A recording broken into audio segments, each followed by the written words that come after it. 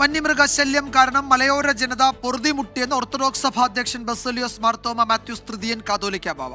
മലയോര ജനതയെ സംരക്ഷിക്കാനുള്ള ഉത്തരവാദിത്വം സർക്കാരിനുണ്ട്. നഷ്ടപരിഹാരമല്ല, പ്രശ്നപരിഹാരമാണ് വേണ്ടതെന്നും അദ്ദേഹം പറഞ്ഞു. ഈ പത്തനംതിട്ട പ്രദേശങ്ങൾ മാത്രമല്ല, മലയോര പ്രദേശങ്ങളിലെല്ലാം മനുഷ്യൻ്റെ ജീവനും സ്വത്തിനും ഭീഷണിയാകുന്ന സാഹചര്യങ്ങൾ അനേകം ഉണ്ടാകും. കാട്ടാനകളുടെ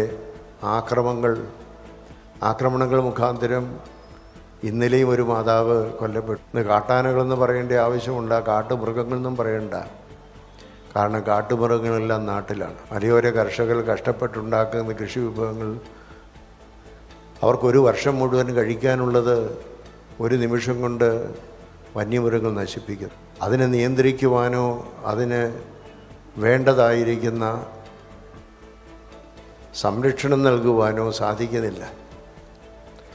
വന്യമൃഗങ്ങളെ സംരക്ഷിക്കണം, പക്ഷെ മനുഷ്യനെയും സംരക്ഷിക്കണം.